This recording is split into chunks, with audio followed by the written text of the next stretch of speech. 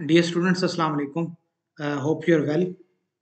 So today I will be discussing, I will be starting a new course on classical drama.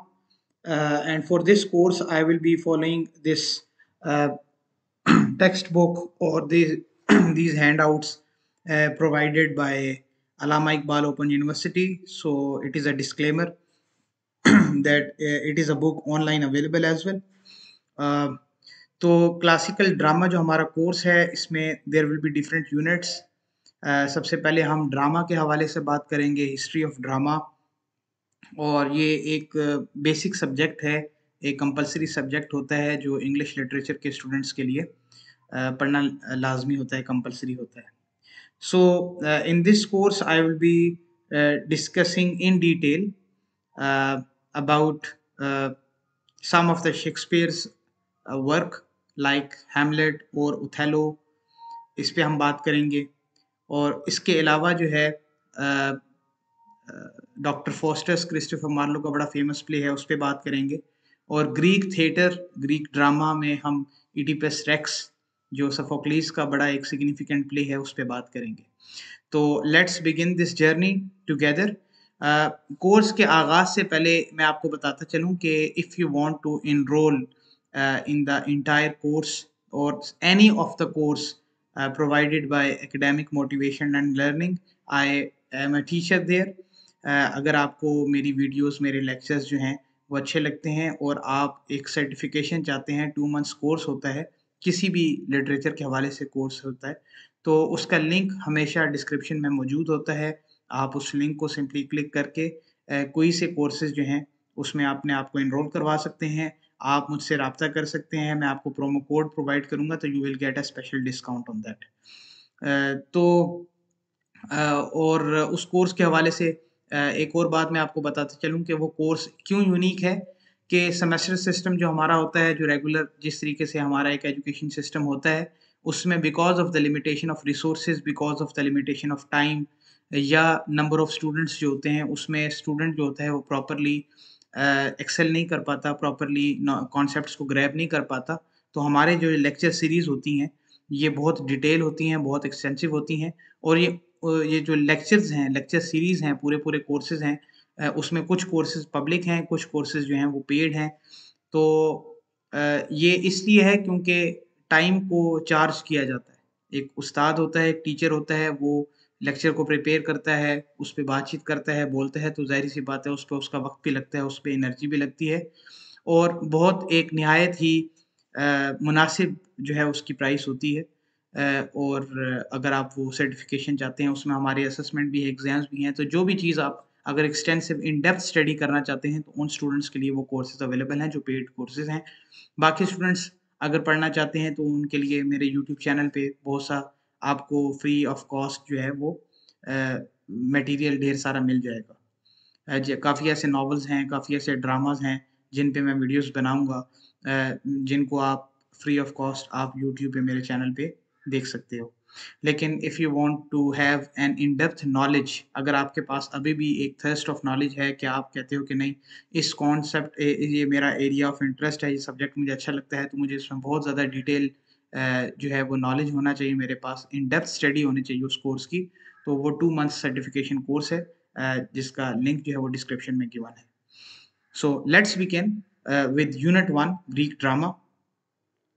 इसमें हम क्या-क्या पढ़ेंगे? सबसे पहले I will provide you with the overview, then I will be discussing the objectives of this course. What is drama? Significance of drama? Origin of Greek drama? The dramatic festivals of Dionysus? Drama and the polis? Greek drama? Who were the representative writers of Greek drama? Justice and vengeance in Greek drama. Okay, so in this course we will be defining what drama is. I will also be highlighting the significance of dramatic art, that wow, what is the importance, what is the value, or what is the purpose of dramatic art. We will also trace the origin of Greek drama, कि कहाँ से इसकी इब्तिदा हुई. uh, Students will be able to understand critical importance of dramatic festival, especially of Dionysus. and to explore the relationship between dramatic festivals and polis, to identify representative figures of Greek drama, and to investigate the themes of justice and vengeance in Greek drama. तो सबसे पहले मैं आपको बता दूं कि drama है क्या।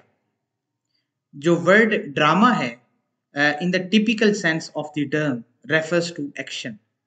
ड्रामा की तारीफ जो है वो कही की जाती है एक एक्शन के एतबार से कि it is in fact an action. ठीक है, drama is a term which refers to an action. और ग्रीक फिलोसोफर जो एरिस्टोटल है उसने अपने वर्क पोएटिक्स के अंदर, ये कुछ इंपॉर्टेंट चीज़ें हैं, इनको आप अपने पास बेशक चाहो तो हाईलाइट कर लो। ये कुछ इंपॉर्टेंट टर्म्स होती हैं। इसको मैं, मेरा क्यों नहीं चल रहा, तो I am sorry, I am unable to, sorry, yes now it is shown. Poetics, इसको आप अपने पास नोट कर लो, ये बहुत इंपॉर्टेंट। एरिस्टोटल एक ग्रीक फिलोसोफर भी है, उसने किताब लिखी पोएटिक्स। वो कहता है कि dramatic poets represent people in action. ठीक है, ड्रामेटिक पोएट्स, क्योंकि इब्तदा में हमें पता है कि जो जॉनरास थे लिटरेचर के उसमें एक पोएट्री थी और एक ड्रामा जो बड़ा ज़्यादा फेमस होता है लिटरेचर। सबसे पहले एक ओरल ट्रेडिशन था, जब लोग किस्सा गोई जिसको हम कहते हैं, दास्तान फोकलोर जिसे हम कहते हैं, कि लोग आपस में, लोगों के लिए जो एंटरटेनमेंट का सोर्स था वो क्या था, किस्सा गोई या दास्तान गोई, फोकलोर्स। वो लोग आपस में एक दूसरे से बात करते थे, किस्से सुनाते थे, वो शायराना अंदाज में। लेकिन ड्रामा जो है उसमें और कहानी में फ़र्क यहाँ पर मौजूद है कि ड्रामा में एक्शन इन्वॉल्व होता है। So it represent people in action according to Aristotle, as opposed to a third person narrative और a blend of a narrative and dialogue which we find common in a novel. अब novel में क्या है कि आप एक कहानी सुना रहे होते हैं, एक थर्ड पर्सन होता है, वो किसी की कहानी सुना रहा होता है, जिसको हम ओमनिशिएंट नरेटर भी कहते हैं। ठीक है, थर्ड पर्सन नरेशन जो होती है कि एक राइटर है, एक नरेटर है, अननोन नरेटर है, थर्ड पर्सन नरेटर है और वो एक नरेट कर रहा है एक स्टोरी को। नैरेटिव का मतलब होता है स्टोरी। ठीक है, तो Greek term for drama is drain which means action, doing and performance. तो ये जो वर्ड है ड्रैन, इसका मतलब क्या है ग्रीक में, एक्शन, डूइंग या परफॉर्मेंस। ठीक है, और मतलब वर्ब आप कह लो ना, वर्ब क्या होता है, एक्शन। तो एक्शन इन्वॉल्व होना चाहिए ड्रामा, और ड्रामा बनाया गया था थिएटर पे प्रेजेंट करने के लिए, स्टेज पे परफॉर्म करने के लिए, इसीलिए ड्रामा लिखा जाता था। ड्रामा पढ़ने के लिए नहीं, बल्कि परफॉर्मेंस का नाम है, देखने का नाम है। However, according to Aristotle, the verb dran did not belong to Attic dialect spoken at Athens. Rather than verb pretain was used to signify both action or performance. तो ये एक सिर्फ एक आपके लिए हिस्टोरिकल बैकग्राउंड है। हम आगे चलते हैं। ये बुक, ये टेक्स्ट आपके पास अवेलेबल है, आप इसको पढ़ो। तो जाहिर सी बात है मैं वर्ड टू वर्ड इसको टेक्स्ट को डिस्कस नहीं करूंगा, तो आई will be talking about significant things, important things, और मैं आपको बताता भी जाऊंगा क्या इंपॉर्टेंट है। एरिस्टोटल और उसका जो उस्ताद है, उसका जो टीचर है Plato, they both viewed drama as an instance of mimesis which signifies imitation or representation but with a difference in perspective। अब दोनों कहते हैं कि एक्शन, सॉरी, ये दोनों कहते हैं कि ड्रामा में बेसिकली क्या होता है, माइमेसिस होती है। ये भी एक ग्रीक टर्म है माइमेसिस, ये आपको आनी चाहिए। लिटरेचर के जो स्कॉलर्स हैं, जो स्टूडेंट्स हैं, उनको ये टर्म ज़रूर आनी चाहिए। माइमेसिस क्या होता है? माइमेसिस कहते हैं इमिटेशन को, इमिटेशन कहते हैं नकल को, कॉपी करने को, या रिप्रेजेंटेशन। रिप्रेजेंटेशन किस चीज़ की जाती है? जो चीज़ पहले एग्जिस्ट कर रही है उसी को रिप्रेजेंट किया जाता है। लेकिन इन दोनों की सोच में एक डिफरेंस है, बड़ा प्रोमिनेंट। वो क्या है कि प्लेटो ये कंसीव करता है कि माइमेसिस एज अ सब स्टैंडर्ड और inferior form of representation which must be avoided in an ideal state, as it is performing the role of putting oneself into the character of another, which may serve to be morally inferior or even morally degenerating। अच्छा, अब प्लेटो जो है वो अपनी एक किताब है जिसका नाम है द रिपब्लिक, और एक आइडियल स्टेट का कॉन्सेप्ट देता है। Plato is one of the pioneer of idealism. तो प्लेटो जो है वो एक आइडियलिज्म की बात करता है कि वो चीज एग्जिस्ट नहीं करती, लेकिन वो चाहता है कि काश ऐसा हो, उसका एक आइडियलिज्म है।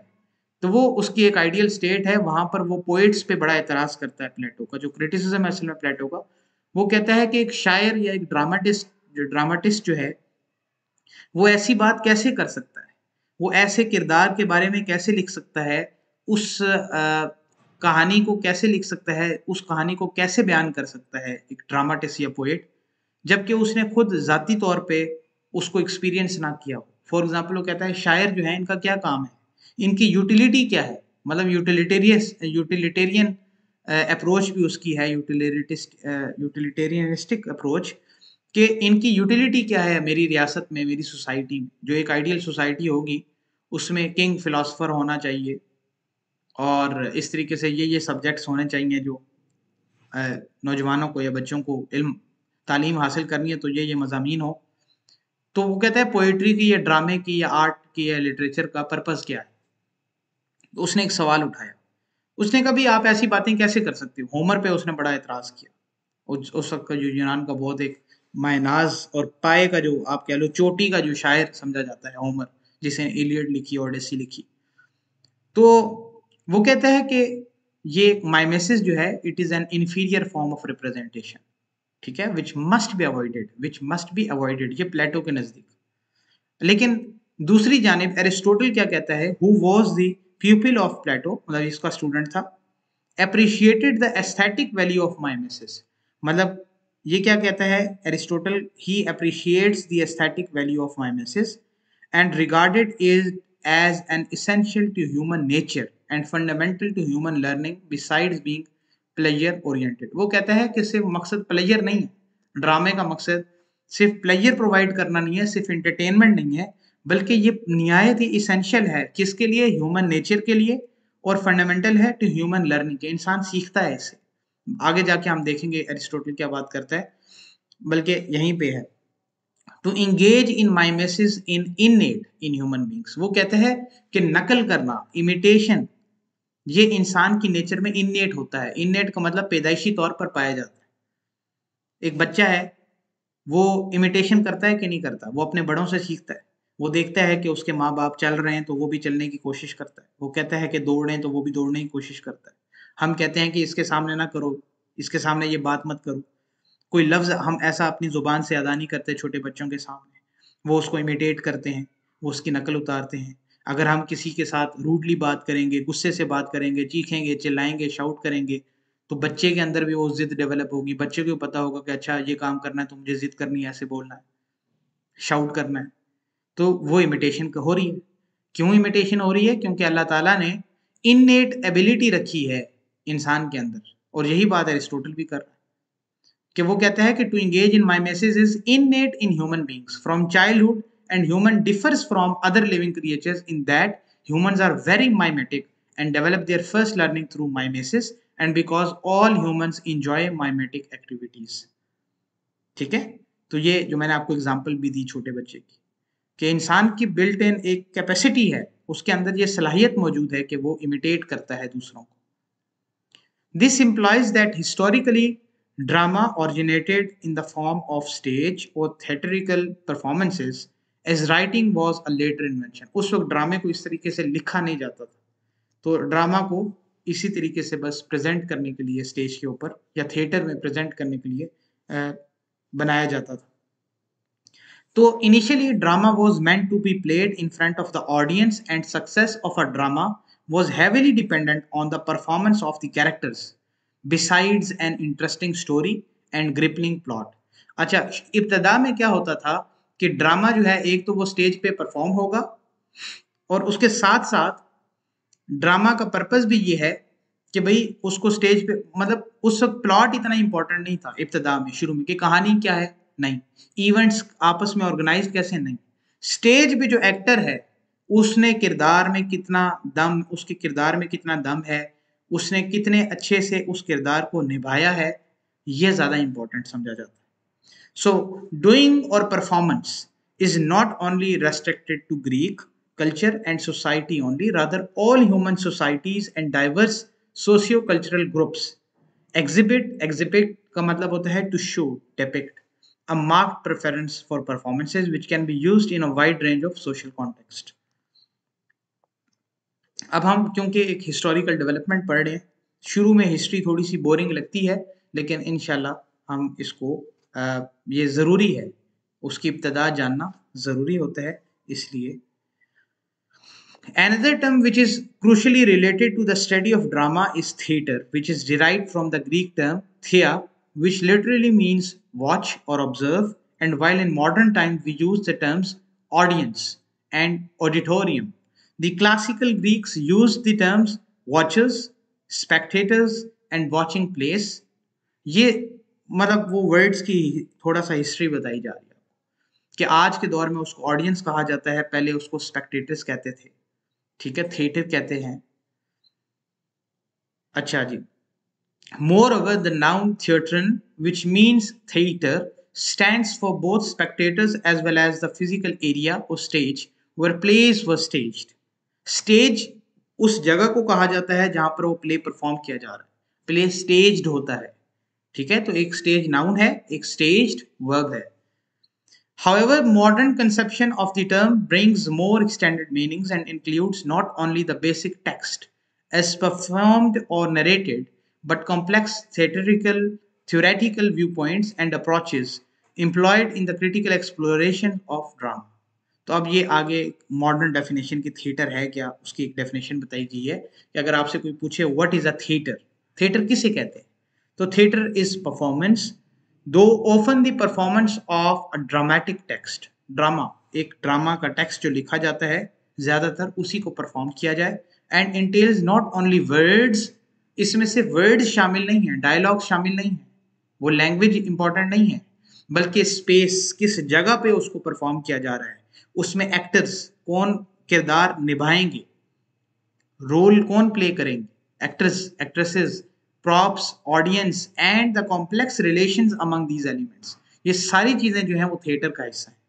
Theatre of necessity involves both doing and seeing, इसमें एक एक्शन जो ड्रामाटिस्ट है वो डू एक एक्शन परफॉर्म कर रहा है, ऑडियंस है उसको देख रहे हैं, practice and contemplation, moreover the word theory comes from the same root as theater.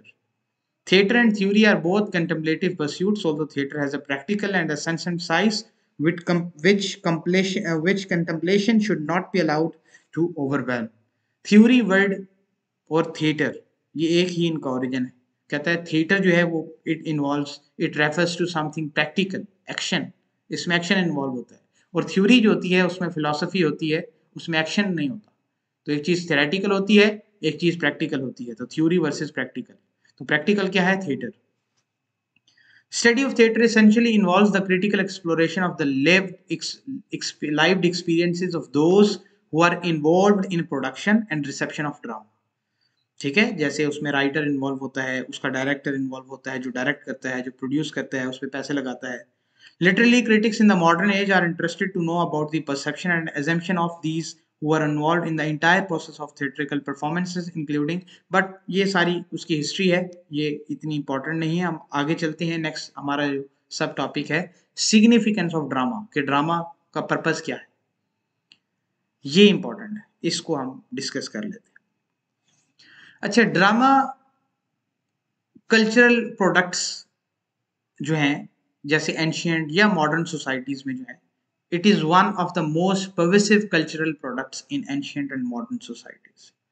It stands unique among other genres of literature with respect to its rhetorical conventions.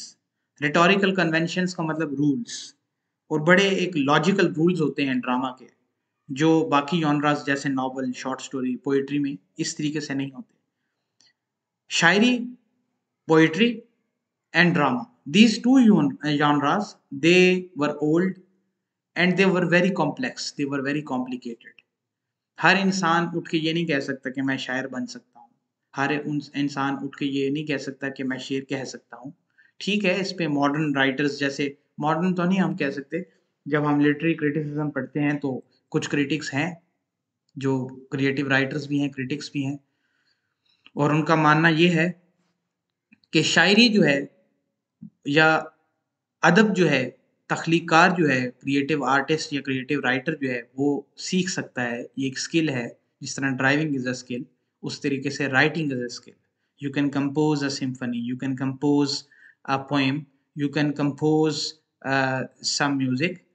ठीक है, तो आप ये इस स्किल को डेवलप कर सकते हो, इस स्किल को सीख सकते हो। डिग्रीज होती हैं इसमें, जैसे master of fine arts in creative writing, वहाँ पे सिखाया जाता है how to write fiction, how to write poems, how to write a drama. ये सारी चीज़ें सिखाई जाती हैं। जैसे स्किल है, गाड़ी चलाना एक स्किल है, तो लैंग्वेज में भी तो स्किल है ना। Reading skill, writing, listening, speaking, ये सारी स्किल्स हैं। तो ये इस एतबार से तो हम कह सकते हैं कि ये भी एक स्किल है। और लेकिन इसकी कुछ बड़ी रिटोरिक कन्वेंशंस, कुछ इसके स्ट्रिक्ट रूल्स हैं, स्टाइलिस्टिक्स टेक्निक्स जो इसमें इस्तेमाल होती हैं। और फिर जो एलिमेंट ऑफ परफॉर्मेंस है, पोएट्री में नहीं है एलिमेंट ऑफ परफॉर्मेंस, नॉवल में नहीं है, शॉर्ट स्टोरी में नहीं है, ड्रामा में है। तो ये भी एक बहुत इम्पोर्टेंट होता है कि इसमें रिटोरिकल कन्वेंशंस होती हैं। आगे चलते हैं हम। तो drama performs various distinct functions in either explicit और इम्प्लिसिट वेज। इम्प्लिसिट जो नजर नहीं आ रहे होते, और एक्सप्लिसिट मतलब इम्प्लिसिट का एक्सप्लिसिट का मतलब ओपनली, और इम्प्लिसिट इसी का ऑपोजिट होता है। As a cultural product, it has never been restricted to purely entertainment purposes. है ये कल्चरल प्रोडक्ट है। कल्चरल प्रोडक्ट का मतलब it is a presentation of the culture. तो ये इसका सिर्फ महज ये पर्पज नहीं है कि इंटरटेनमेंट। ये देखो क्या लिखा हुआ इधर कि it has never been restricted to purely entertainment purposes. Rather, it has been linked to upholding of religious, moral, social and political values of society. तो ड्रामा जो है वो सिर्फ एंटरटेनमेंट के लिए नहीं होता, बल्कि वो बता रहा होता है कि आपके माशरे की सोशल वैल्यूज क्या हैं, मॉरल वैल्यूज क्या हैं, रिलीजियस वैल्यूज क्या हैं, पॉलिटिकल वैल्यूज क्या हैं। और वो एक्शन है, एक्शन की शक्ल में बताया जा रहा होता है परफॉर्मेंस में। The drama continues to be perceived as a form of civilizing agency or an agent of socialization and transformation which shapes the perception of the society where it is produced. और drama को हमेशा से ये समझा जाता है कि वो आम मासेस जो हैं, लोग जो हैं, उनकी जहन साजी के लिए, उनकी शख्सियत साजी के लिए ड्रामा जो है वो निहायत इंपॉर्टेंट समझा जाता है।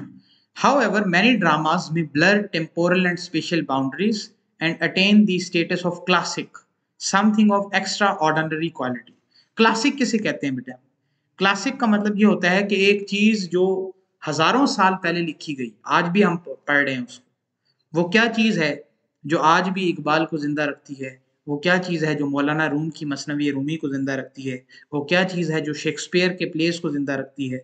वो क्या चीज़ है कि हम ग्रीक ड्रामास को आज इस कोर्स में हम डिस्कस करेंगे? वो क्या चीज़ें हैं जो उसको यूनिवर्सल बना देती हैं, उसको क्लासिक बना देती हैं? तो क्लासिक मतलब something of extraordinary quality, invaluable and unsurpassed aesthetic appeal. ये कुछ क्वालिटीज होती हैं जो किसी टेक्स्ट को क्लासिक बना देती हैं। तो ड्रामाज में हमारे पास निहायत ही कदीम ड्रामाज हमारे पास एग्जाम्पल मौजूद है। हम इसमें पढ़ेंगे ग्रीक एक ड्रामा इडिपस टेक्स्ट। और drama is not only educative and civilising agency but it is also fundamental in reviving a culture by preserving it's heritage. तो ड्रामा बेटे किसी भी माशरे का जो होता है वो हेरिटेज को प्रिजर्व करने के लिए भी होता है। अब आज हम देखते हैं अपने दौर में, तो हमारा जो ड्रामा है आज मौजूदा ड्रामा, क्या वो हमारे कल्चर को रिप्रेजेंट कर रहा है? हमारा जो ड्रामा है आज लिखा हुआ, क्या वो हमारे कल्चर को ट्रूली रिप्रेजेंट कर रहा है? हमारा ड्रामा क्या हमारे कल्चर को प्रिजर्व कर रहा है, हमारी तारीख को प्रिजर्व कर रहा है या नहीं कर रहा? तो ये भी एक सवालिया निशान है हमारे लिए। ओके, आगे चलें तो drama can be viewed as a form of documentation of history, though it is debatable that how far dramatic representation is amalgamation of reality and fiction. कुछ लोग कहते हैं कि भी ड्रामे से हमें पता चल जाता है हिस्ट्री का, कि अगर ड्रामा 200 साल पहले ड्रामा लिखा गया था तो हमें उस ड्रामे को देखने के बाद, उस ड्रामे को पढ़ने के बाद हमें पता चल जाता है कि भी अच्छा 200 साल पहले की हिस्ट्री क्या थी। लेकिन ये डिबेटेबल है क्योंकि इसमें फिक्शन का एलिमेंट भी मौजूद होता है। रियलिटी और फिक्शन का ये ब्लेंड होता है आपस में। So drama and performances may keep historical events alive and thrive though elaborated but real and authentic stories, ये मतलब रियल एंड ऑथेंटिक स्टोरीज को ये ड्रामा, जब ड्रामा एक ड्रामेटाइज कर दिया जाता है स्टेज पर परफॉर्म करने के लिए, या आज के दौर में टीवी पे दिखाने के लिए फिल्म बना दी जाती है उस पर, या मूवी टीवी सीरियल बना दिया जाता है, तो वो आपको वो एक तरह से प्रिजर्व हो जाता है लोगों के लिए। ठीक है।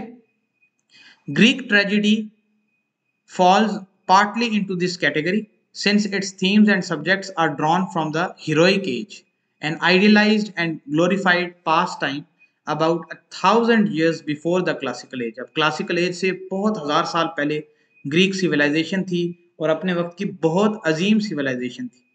तो ग्रीक ड्रामा जो है वो बहुत ही फेमस है इस एतबार से।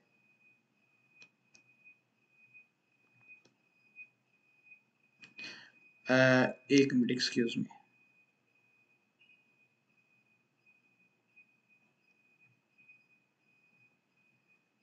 just give me a moment।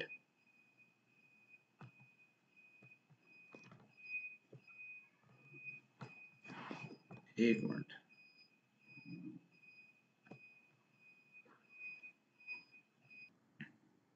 Ji sorry. तो आई वॉज टॉकिंग अबाउट कि किस तरीके से ग्रीक ड्रामा जो है वो उस सिविलाइजेशन को, अपनी तारीख को प्रिजर्व करता है।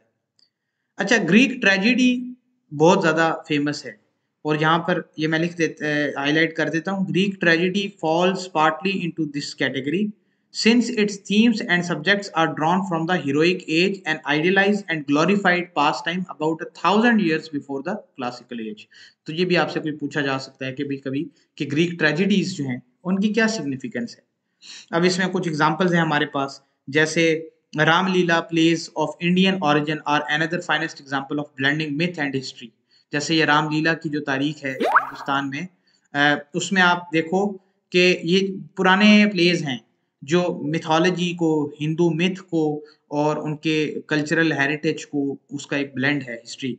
These serves to be a form of cultural heritage for the Hindus in the similar sense as Greek myths were perceived in classical Greece। फिर हम आगे चल के शेक्सपियर के हिस्टोरिकल प्लेस देखते हैं, जैसे उसने रिचर्ड द थर्ड लिखा, जूलियस सीजर लिखा, हेनरी द फिफ्थ लिखा, इस तरीके से ये सारे भी हिस्टोरिकल प्लेस हैं।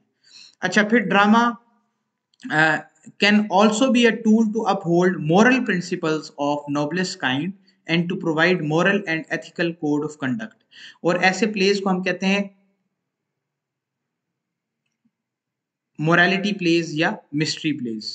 ये देखो मिस्ट्री प्लेस, मिस्ट्री प्लेस क्या है, जैसे क्रिश्चियन गॉस्पल जो है, बाइबल जो है, उससे कोई स्टोरी ले ली, ठीक है, और उस पे good and bad, good and evil, hell heaven की बात करेंगे, सेंट्स की बात करेंगे, जीसस क्राइस्ट की बात करेंगे, ठीक है। इस तरीके से जो मैरी हैं उनके बारे में बात करेंगे, गॉड के बारे में बात करेंगे, एंजल्स के बारे में बात करेंगे, तो सैटन के बारे में बात करेंगे।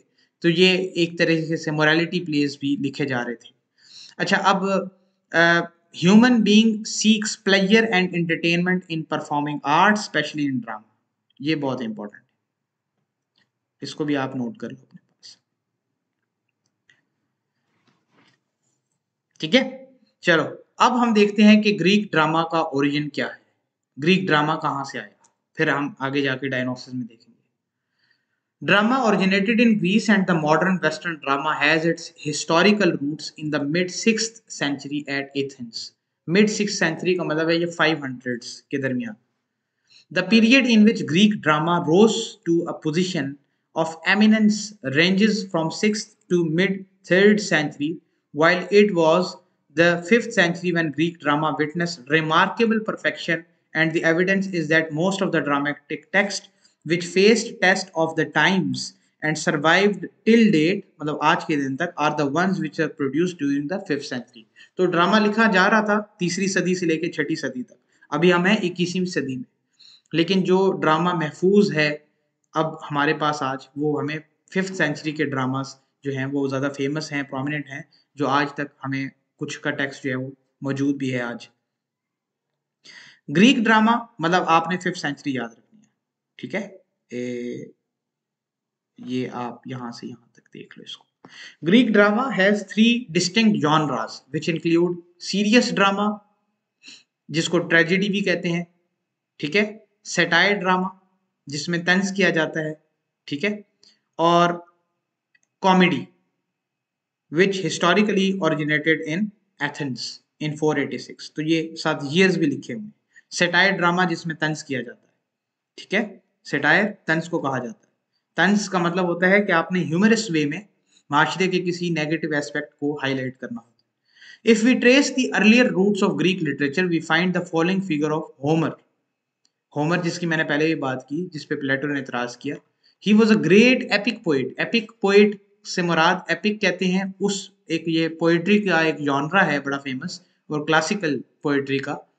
एपिक पोएम्स होती हैं लॉन्ग नैरेटिव पोएम्स, ले मतलब ढेर सारी लाइंस होती हैं इनकी, और लॉन्ग नैरेटिव पोएम होती है, और इसमें कोई हीरोइक एक्शंस भी होते हैं और सुपरनैचुरल एलिमेंट्स भी होते हैं। इसमें म्यूज़ का इस्तेमाल भी होता है। इसकी लैंग्वेज जो है, और ये ज़्यादातर जो है, जिस तरह पैराडाइज लॉस्ट मिल्टन ने लिखी एपिक, फेरी क्वीन स्पेंसर ने लिखी, उसके बाद रेप ऑफ द लॉक, ये हम सब इसको डिस्कस करेंगे। ये क्लासिकल पोइट्री में पढ़ाई जाती है, ठीक है, सारी चीज़।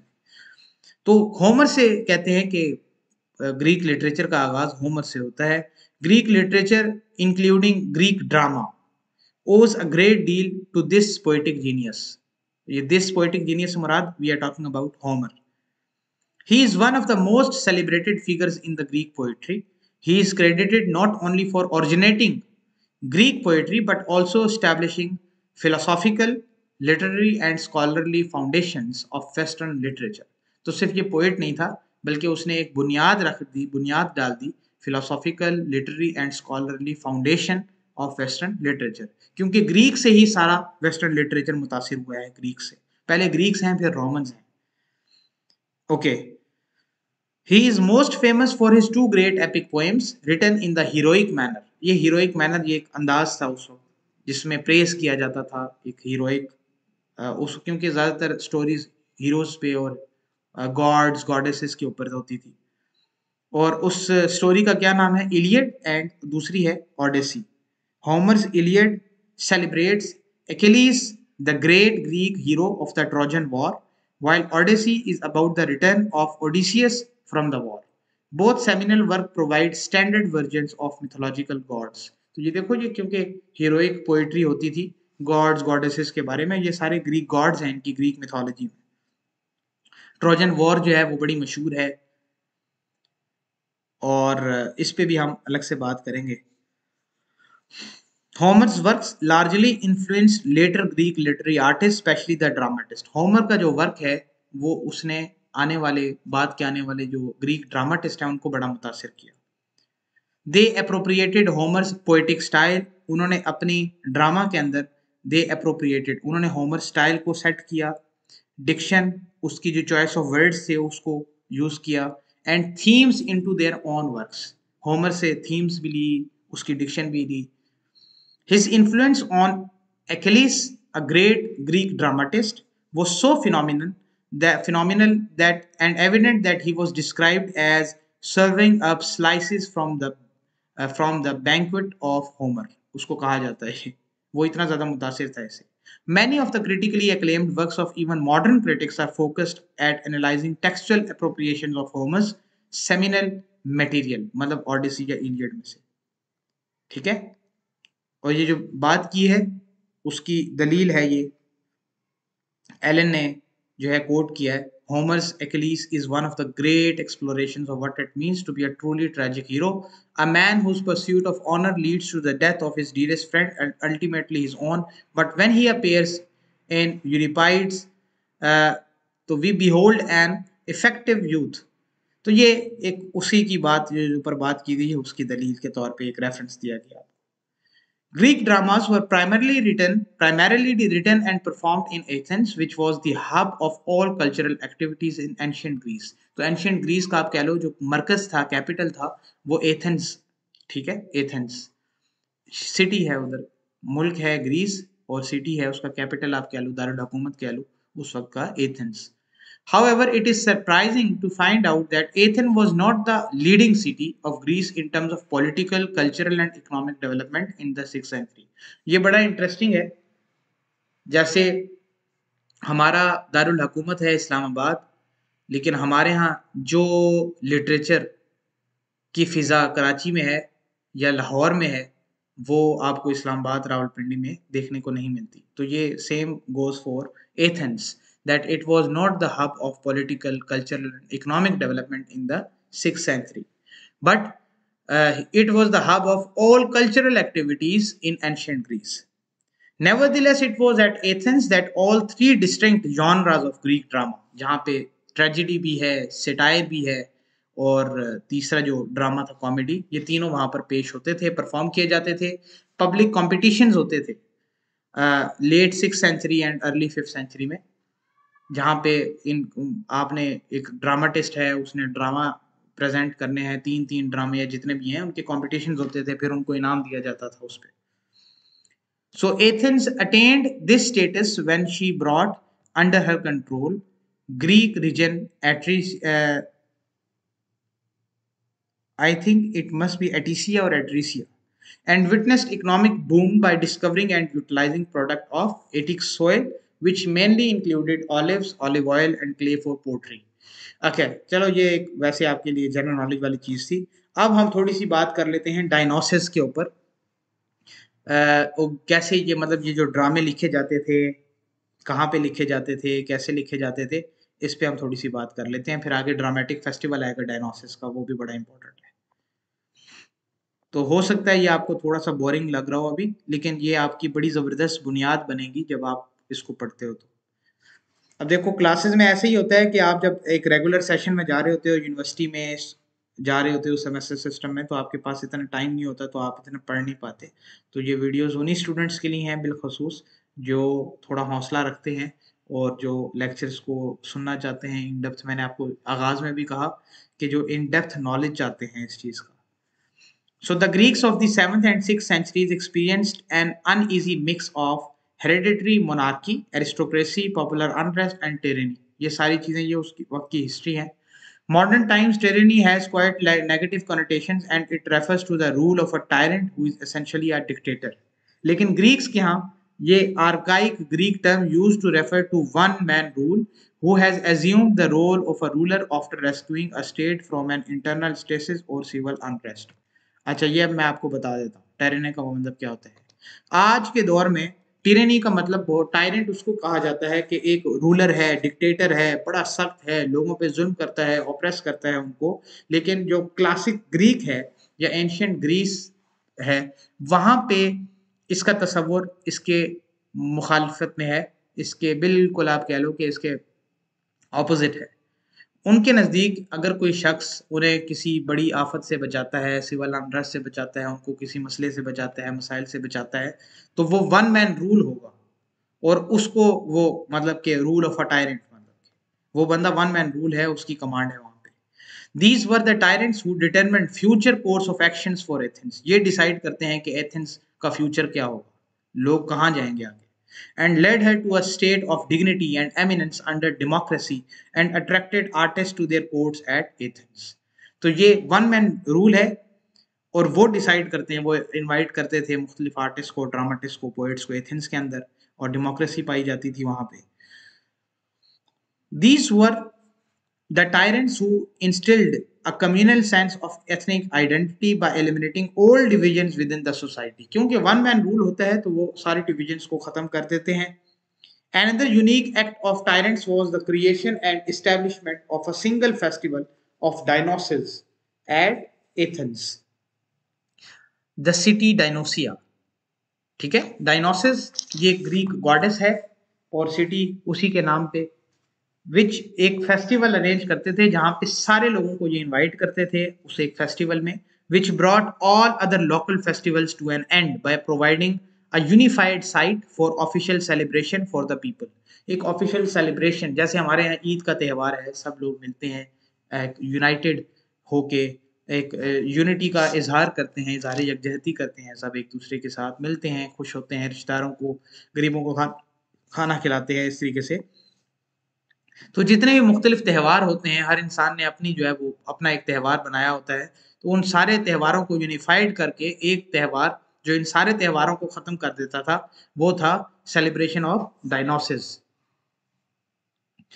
अच्छा, इसमें क्या है कि this was the festival where tragedy was initially performed in 534, ये ईयर है 534, मतलब 6th century, as part of cultural program which led the foundations of the development of the Greek drama leading to satire play and finally comedy। सबसे पहले tragedy को perform किया गया 534 में।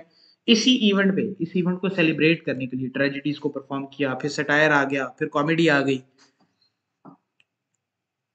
अच्छा, the traditional date for the formal introduction of dramatic form, मतलब tragedy is given as 534, वो कहा जाता है 534, and clearly tragedy was not invented overnight and we should postulate some sort of choral performance in the 6th century developing into what would be called tragedy.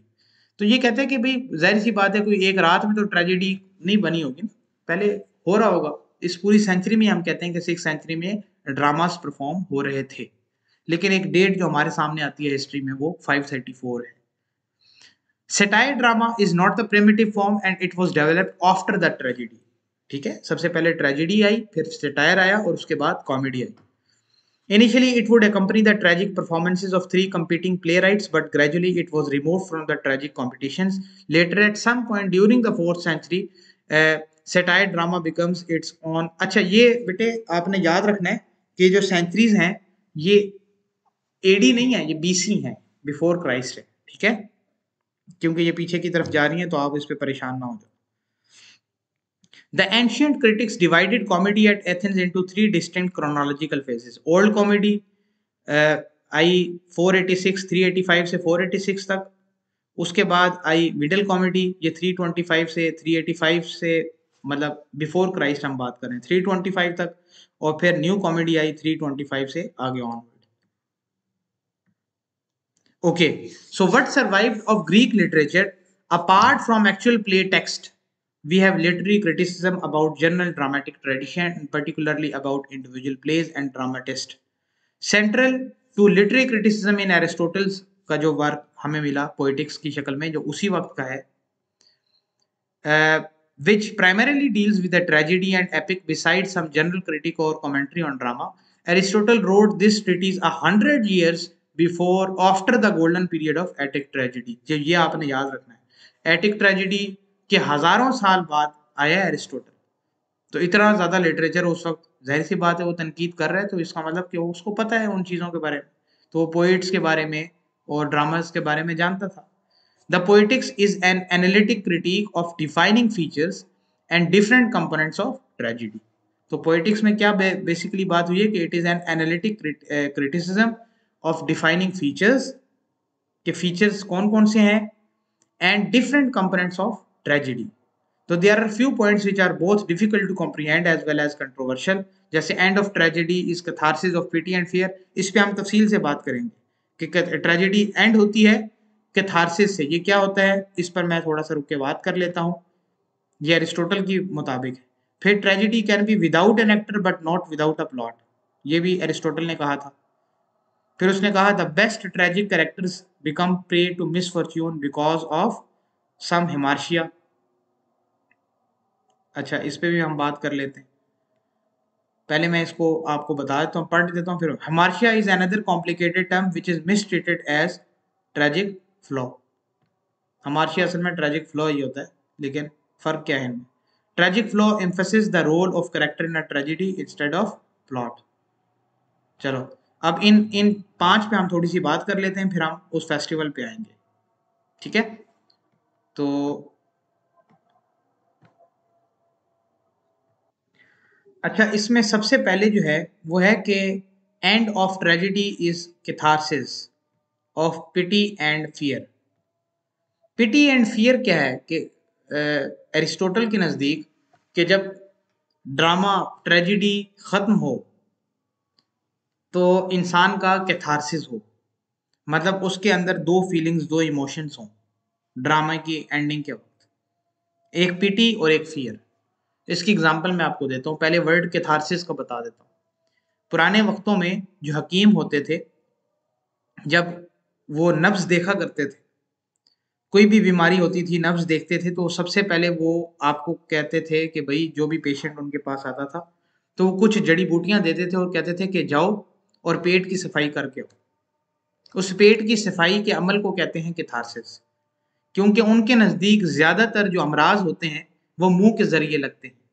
तो कहते थे पहले पेट में कीड़े शीड़े हैं या जो भी चीज़ आपने खाई पी है वो निकल जाएगी, सब पेट साफ हो जाएगा, अब वो आपका इलाज शुरू करेंगे। तो इसको कहा जाता है कैथारसिस। ठीक है, कि जब इंसान अपने आप को हल्का करता है, हल्का महसूस करता है। ठीक है, तो पिटी एंड फियर को ये टर्म यूज की गई। एंड ऑफ ट्रेजेडी जिसको कैथारसिस कहते हैं, कि ट्रेजेडी, अच्छी ट्रेजेडी वो है जब वो खत्म होती है तो जो ऑडियंस है उसके अंदर दो इमोशंस होने चाहिए। क्योंकि ट्रेजेडी है तो जो किरदार है जिसका डाउनफॉल आता है, जो एक जिसके साथ ट्रेजेडी होती है, जब ऑडियंस उसको स्टेज पे देखती है और उसके उस डाउनफॉल को ऑब्जर्व करती है, देखती है, तो एक तो वो उनके दिल में उस शख्स के लिए रहम होता है, they feel pity about him. दूसरा, उनके दिल में एक डर भी होता है, खौफ भी होता है कि हम इसकी जगह पे नहीं। उनको पता चल जाता है कि भाई क्या हो गया। मतलब आप एक तरह से सिंपैथेटिक भी हो उसके डाउनफॉल, और दूसरा आप थोड़ा सा पुरसकून भी हो कि शुक्र है भैया मेरे साथ ऐसा नहीं हुआ, शुक्र है मेरे प्यारों के साथ ऐसा नहीं हुआ, शुक्र है हमारे इर्द गिर्द ऐसा नहीं हो रहा। और लिटरेचर में जो एरिस्टोटल ने बताया है कि लिटरेचर का इसका एक लॉ ऑफ पॉसिबिलिटी, या आप कह लो principle of possibility and probability, कि लिटरेचर का पर्पस ये नहीं है कि what has happened in the past, बल्कि इसका पर्पस ये है कि व्हाट ऑट टू हैपन। तो ये बात करता है अल कानून अल इम्कानात वल मुमकिनात, कि क्या हो सकता है। लिटरेचर ये नहीं बताता कि क्या हुआ था, वो कहता है ये काम हिस्टोरियन का है, मुआरिख बताता है कि माजी में क्या हुआ था। राइटर जो है, ड्रामाटिस्ट जो है, पोएट जो है, नॉवलिस्ट जो है, अदीब जो है, वो ये बताता है पढ़ने वाले कारी को, या स्टेज पे अगर परफॉर्म किया जा रहा है तो ऑडियंस को ये बता रहा है कि ये भी हो सकता है, ये भी मुमकिन है, इस चीज का भी इम्कान है। ठीक है, तो दूसरा पॉइंट है कि tragedy can be without an actor but not without a plot. तो एरिस्टोटल की जो डेफिनेशन है, जो हम क्रिटिसिज्म में भी पढ़ते हैं, एरिस्टोटल की जो डेफिनेशन है ट्रेजेडी की, उसमें प्लॉट बड़ा इंपॉर्टेंट है। वो कहता है कि प्लॉट क्या है, असल में कहानी डिफरेंट इवेंट्स होते हैं, मुख्तलिफ इवेंट्स होते हैं, event A, event B, event C, event D, event E, event F. इन सारे इवेंट्स का जो सीक्वेंस है और जो इनकी आपस में कनेक्टिविटी है, जो इनका आपस में ताल्लुक है, इसको कहते हैं प्लॉट, स्टोरी। तो स्टोरी, अगर इसमें से एक इवेंट ए बी सी है, अगर मैं इसका ऑर्डर चेंज कर दूं, सी को पहले ले आऊं और सी ए बी कर दूं, तो प्लॉट तबाह हो जाएगा, कहानी तबाह हो जाएगी। अगर इसमें से ए बी सी डी को मैं निकाल दूं, रिमूव कर दूं, तो प्लॉट आगे नहीं चल पाएगा, खराब हो जाएगा। तो ऑर्गेनिक होल होना चाहिए, एक यूनिटी होनी चाहिए, यूनिफाइड प्लॉट होना चाहिए एरिस्टोटल के नजदीक। तो इसलिए वो कहता है कि किरदार हो ना हो, प्लॉट बड़ा जरूरी। प्लॉट के बगैर ट्रेजेडी नहीं हो सकती, कहानी किरदार के बगैर हो सकती है, प्लॉट के बगैर नहीं हो सकती। प्लॉट बड़ा इंपॉर्टेंट है, तो जिसे प्लॉट को एम्फेसाइज करता है as compare to character. Character पे भी करता है लेकिन प्लॉट पे ज्यादा एम्फेसिस देता है। कहता है tragedy can be without an actor but can not be without a plot. फिर the best tragic characters become prey to misfortunes because of some hamartia. Best tragic characters, ये हम आगे जाके इन सारी चीजों को पढ़ेंगे कि बेहतरीन कैरेक्टर जब ट्रेजेडी, अब देखो आम रक्शे वाला फोत हो जाएगा तो हम थोड़ा सा अफसोस करेंगे, लेकिन हमें उतना दुख नहीं होगा। लेकिन शेक्सपियर के हीरोज को देखो, Macbeth, king Macbeth, king Macbeth मरता है तो हमारा दिल डर जाता है। हेमलेट शहजादा है, मर जा गया। रोमियो एंड जूलियट की मोहब्बत की लाजवाल दास्तान, मर गए। ठीक है, इस तरीके से जो हीरो होता है, इडिपस, इतना बड़ा किंग इडिपस, वो कहता है आए इडिपस, इतना मगरूर है, इतना प्राउड है, इतना गुरूर है उसके अंदर, इतना पावरफुल कैरेक्टर है। उसकी ट्रेजेडी जब हम देखते हैं तो हमारे आंसू निकल जाते हैं, चीखें निकल जाती लोगों की, जब वो स्टेज पे परफॉर्म किया जा रहा होता है। क्यों? उसकी वजह क्या है? हमार्शिया। ये हम नीचे जाके देखते हैं। हमार्शिया क्या है? Is another complicated term which is mistreated as tragic flaw. अब दो चीजें आपके पास हैं, एक को हम कहते हैं हमार्शिया, दूसरी को हम कहते हैं ट्रेजिक फ्लॉ। इन दोनों में क्या फर्क है बच्चे अक्सर पूछते हैं। हमार्शिया और ट्रेजिक फ्लॉ एरर्स किरदार का एक one is related to, hamartia is related to action of the character, action of the character, जिसको हम कहते हैं एरर ऑफ जजमेंट। हो सकता है सोचने की, फैसला करने की सलाहियत, हमार्शिया उसको कहा जाता है। ट्रेजिक फ्लो जो होता है वो करेक्टरिस्टिक है, it is not an action. ठीक है, अगर मैं इसको ऐसे कहूं कि इन दोनों में डिफरेंस क्या है कि hamartia refers to a specific mistake और an error, whereas tragic flow refers to a more general characteristic or trait, that trait का मतलब quality that contributes to the character's downfall। हमार्शिया क्या है, एक्शन है, और ट्रेजिक फ्लॉ क्या है, characteristic है that leads to that action. ठीक है, तो आप ये भी कह सकते हो कि tragic flaw leads to hamartia. Tragic flaw वो वीकनेस है, वो क्वालिटी है, वो ट्रेट है जिसकी वजह से वो एक एक्शन परफॉर्म करता है, उसके एक्शन में एरर ऑफ जजमेंट होता है जिसकी वजह से उसका डाउनफॉल आ जाता है। ठीक है, और इसकी एग्जांपल क्या है, इडिपस हम पढ़ेंगे, अभी डिटेल में पढ़ेंगे हम इसको। ठीक है, इसकी मैं अभी डिटेल में नहीं जाता, इसको ये पूरा प्ले हमने पढ़ना। अच्छा, फिर वो कहता है कि भाई tragic flaw emphasizes the role of a character in a tragedy instead of plot. तो ये थोड़ा सा एक वो है कि इसकी कंट्रडिक्शन है कि एक तरफ ये प्लॉट को कहता है और दूसरी तरफ ये ट्रेजिक फ्लॉ की बात करता है, तो ये कंट्रोवर्शियल भी है, थोड़ी सी कंट्रडिक्शन भी है।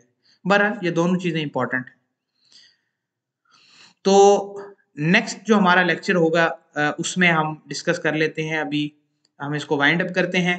नेक्स्ट जो हमारा लेक्चर होगा उसमें we will be talking about the dramatic festival of Dionysus, और उसके बाद हम फर्दर पढ़ेंगे ड्रामा एंड द पोलिस हमारा टॉपिक होगा। फिर ग्रीक ड्रामा में जो मोटे मोटे हमारे राइटर्स हैं उसमें एस्केलीस है, और एरिस्टोफेन्स है, यूरिपाइड्स है, सफोक्लीस है और मेनेंडर, इनको, और ये आखिरी जो थीम होती है justice and vengeance in Greek drama, इस पे हम बात करेंगे नेक्स्ट क्लास में। बल्कि नेक्स्ट क्लास क्या, वो इसी का एक पार्ट होगा, पार्ट 2 होगा, और उसके बाद हम डिटेल में स्टार्ट करेंगे, अपने बाकी प्लेस की तरफ चलेंगे। तो this is end from my side. If you have any questions related to this lecture, you can drop your text messages in the comment box, और अगर आप कोई और भी सजेशन देना चाहते हैं तो प्लीज़ बताएं। वीडियोस को, बच्चे कहते हैं कि वीडियोस को छोटा कर दें, वीडियोस को हम छोटा नहीं कर सकते। जो लेक्चर्स होते हैं ये उन स्टूडेंट्स के लिए हैं जो इन डेप्थ स्टडी चाहते हैं। वीडियोस को हम छोटा, इन लेक्चर्स को हम छोटा नहीं कर सकते। छोटी वीडियोस भी मौजूद हैं जिसमें आपको समरी, करेक्टर्स, थीम, प्लॉट सारी चीज़ें मिल जाएंगी, आप लोग उसको भी ज़रूर फॉलो करो। और if you want to enroll in our course, अगर आप सर्टिफिकेट चाहते हो, आप एग्ज़ाम चाहते हो, आप हमारे पास ऐसे लाइव क्लासेस में पढ़ना चाहते हो, आप रिकॉर्डिंग्स नहीं चाहते, तो you can click in that click on the link given in the description box. So this is from my side. Stay blessed. Thank you so much. Allah Hafiz.